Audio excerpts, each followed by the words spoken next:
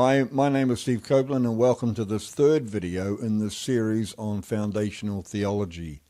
In this video we're going to be talking about what motivated the fall. Before we can speak about why we were created in God's image and likeness, we need to define in what way human beings are made in the image and likeness and whether or not the image still remains. This topic is discussed in the second video in this series, but not in terms of the image being lost due to original sin.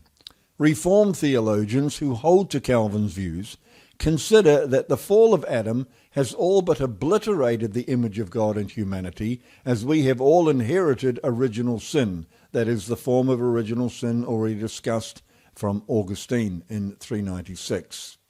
We will discuss Augustine's doctrine of original sin in detail in a later video, but here I am simply pointing out why Calvinists do not consider the topic of being made in God's image worth discussing.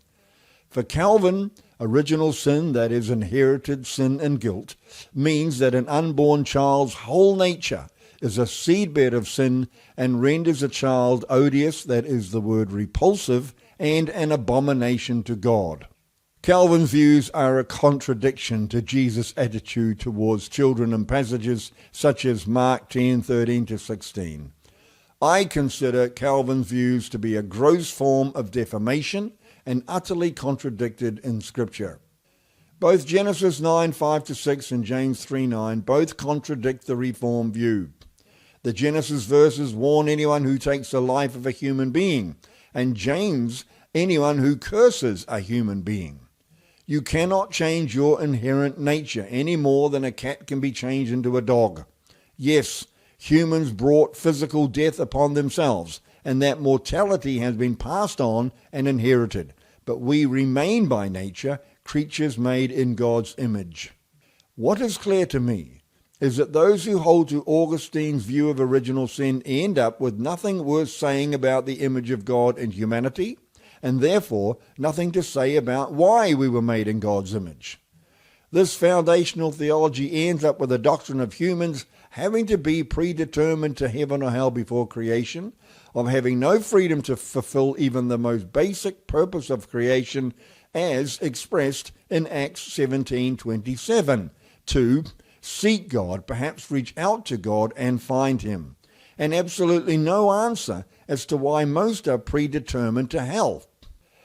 This ends up with salvation being a form of divine lottery. This is the Reformed view I'm speaking about, and I call this sola luctura, by luck alone. So, what was lost at the fall? Some, especially Reformed theologians, would superficially claim that fellowship with God was lost because the entire nature of man was now totally depraved.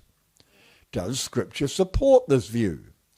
Now, such people cite Genesis 5:3, that Adam had a son, Seth, after his own likeness, as proof that people were no longer made in God's image and likeness. This is a classic form of adding to the text. So, consider the following passage where the Lord spoke to Cain, the firstborn of Adam and Eve after the fall, Genesis 4:1. Now, both Cain and Abel brought an offering to the Lord. Abel's offering was accepted, but Cain's was not, presumably because Cain decided to bring an offering which was not designated. Now, Genesis 4:5 tells us that Cain was very angry, and his face was downcast. Then we read these words. Then the Lord said to Cain, "Why are you angry? Why is your face downcast? If you do what is right, will you not be accepted? But if you do not do what is right, sin is crouching at your door. It desires to master you, but you must rule over it." This is Genesis chapter 4, verses 5-7.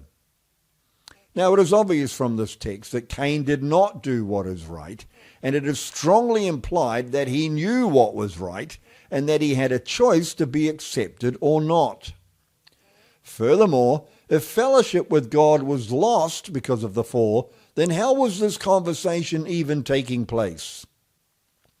Also, notice the Lord tells Cain that sin is crouching at your door. It seeks to master you, but you must rule over it. Crouching at your door means waiting to be let in, not that your entire nature is now under the mastery of sin because you've inherited total depravity. The idea that Cain's whole nature was a seedbed of sin, repulsive and an abomination to God, to quote Calvin, is utterly contradicted here in the very first generation of human beings. Cain and Abel had a choice. Abel chose to obey. Cain chose to follow his autonomous nature and rebel. Cain chose to open the door to let sin have mastery over him, and the result was he murdered his brother. The question we must answer is simply this: what motivated Adam and Eve to disobey God? Now, once we can answer this question, we can have a better understanding of what we mean by being created in God's image and likeness. So let's draw a picture of the scene in Eden. Now, firstly, we are told that Adam and Eve heard the sound of the Lord walking in the garden and hid from him after they sinned. This is Genesis 3:8. Now, this is the first Christophany mentioned in Scripture, a physical manifestation of the pre-incarnate Logos, the one who is the image of the invisible God, the second person of the Trinity before he became flesh and dwelt among us. What did he look like? Did he look like Jesus when the Lord was transfigured on Mount Hermon? Understand that in Eden, his glory was in no way veiled in human flesh. Therefore, Adam and Eve were seeing the Logos in all his glory, holiness, and perfection, and this was the one in whose image they were created. Secondly, the greatest and most noble desire they could have would to be like God the Son, and surely this is the goal of creation, for us to be conformed to the image of Christ, Romans 8:29. We might also ask in what capacity they understood obedience, for they had no knowledge of good and evil. Now, they certainly had an experiential knowledge of good, for everything around them was good, but they had no experiential knowledge of evil. Satan began his temptation with trying to sow a seed of doubt, asking, "Did God really say?" And Eve answered that they must not eat from the tree in the center of the garden or they would die. Now, we may ask at this point what the word die would mean to Eve. Had she ever witnessed death in any form? Had the Lord explained this word to them? Had he explained the concept of mortality? Now, we don't know the answer to these questions, but we do know that Satan contradicted God emphatically, stating, "You will not certainly die." But it is in the second statement of Satan in which we find the motivation for Eve's being deceived, and it's this: "For God knows that when you eat of it, your eyes will be opened, and you will be like God, knowing good and evil." God is all-knowing. He is perfect in every way, and God is also autonomous. He answers only to himself. He is a law unto himself. Now, being made in his image and likeness, humans have an insatiable desire for knowledge, a desire for perfection, and also a desire to be independent, to be autonomous as he is autonomous. Adam and Eve were like infants. They had no training in patience or self-control. They had never experienced the consequences of disobedience, and like children, they had an insatiable desire for knowledge. Now, Satan suggested that God was trying to withhold that knowledge from them, and even trying to deny them the opportunity to be like God. Now, incidentally, this idea became the very heart and foundation of Gnosticism, early Christianity's most powerful threat. Adam and Eve had seen the manifestation of perfection, the pre-incarnate Logos, and no desire could be higher or more correct than to want to be as he is. Their sin was not wanting to be like God, but demanding that this happen in an instant and in their way. Satan deceived them that if they disobeyed the Lord, they would be like God, knowing good and evil. So Satan mixed truth with deception. Yes, they did become like God, knowing good and evil, Genesis 3:22, but only after did they realize and understand the consequences of their disobedience. Eve wanted it all, and she wanted it now. She wanted infinity in a moment of time. She wanted the seed to be a tree in an instant. She wanted what God had, perfect knowledge, perfect power, perfect love, and the fallen one, Satan, deceived her into believing she had only to reach out her hand and take it. The fruit that she saw was what? Good for gaining wisdom. How could a finite creature, a creature bound to the earth, made from the dust of the ground, reach the perfection of God in a moment, in an instant? Of course, Satan knew exactly how to tempt Eve. Isaiah 14 and Ezekiel 28 tell us that he said in his heart, I will raise my throne above the stars of God, and I will make myself like the Most High. Satan had already fallen to this very same desire for self-rule and to make himself like God his way. Human beings are sentient creatures. We recognize ourselves as individuals selves. This fact is evidenced in our having the opportunity to act independently, to make decisions. If the opportunity to act independent of God was not inherent in our human natures, then Adam and Eve would never have had the opportunity to disobey. Therefore, we can state that our ability to act independently of God is grounded in our being made in his image, a topic we would explore in more depth in a later video on this topic. For now, is it enough to understand that God is the supreme autonomous being, the one who answers only to himself, and that his autonomy is grounded in perfect holiness, love, and justice, and he can never act against his character? And here is the paradox of the human condition.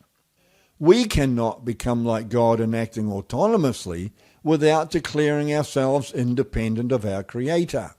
To try and make ourselves like God our way is the root of sin. It is to place self on the throne, and it is this very self-rule which must be crucified with Christ in order for us to begin to be conformed to the likeness of Christ, his way rather than our way. This is why this topic is so important. If we do not understand that the root of sin is grounded in self-rule, we will not teach that this same self-rule must be surrendered to Christ as Lord. It must die so that we can be born again, born anew, and begin the process of being made like Christ his way, in his will. What happened to Adam and Eve in the garden happens to every home that has children. Every parent can attest to their child's obsession with gaining knowledge and experiencing everything they see around them. We consider this to be a natural process, not a desire to sin. However, once we understand the concepts of obedience and disobedience, and then choose to disobey, we become sinners. As children, we live with two opposing desires: a desire to please our parents and be in a loving, unbroken relationship with them, and also an impatient desire to experience everything we see at the risk of being punished. When we are denied the opportunity to fulfill our insatiable desire for knowledge and experience, our autonomous nature kicks in and we rebel. Why? Because we've not learned patience and self-control. The more we develop a sense of self, the greater desire to develop self becomes, and this inescapable drive becomes the habitual sin to which we all become enslaved. No person, except Christ himself, has been able to resist the desire to try and make ourselves like God. Philippians 2 verses 5 to 6 state, "Your attitude should be that as of Jesus Christ, who, being in very nature God, did not consider equality with God something to be grasped, but made himself nothing, taking the very nature of a servant." The Greek word harpagmon, translated something to be grasped, means to eagerly desire or plunder. From an early age, Jesus knew his divine origins. He was in very nature God, and therefore he never tried to make himself equal to God. This desire to make ourselves like God is the root of sin, not only for Eve, but for every human being. And this desire is rooted in our being made in God's image and likeness.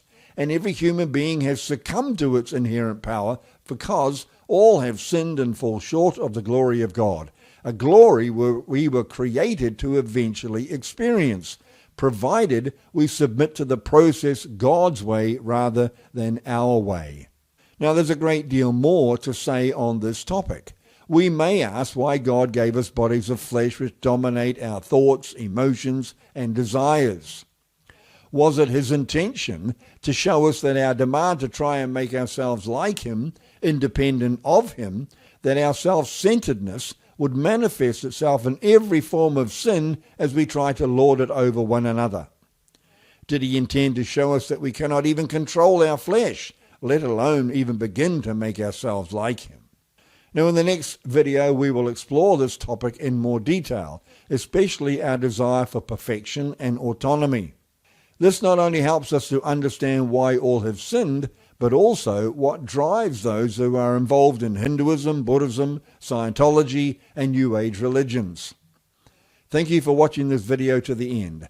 I hope it has been informative for you. Please remember to like, share, and subscribe, and I will try to answer any comments that you care to leave. God bless.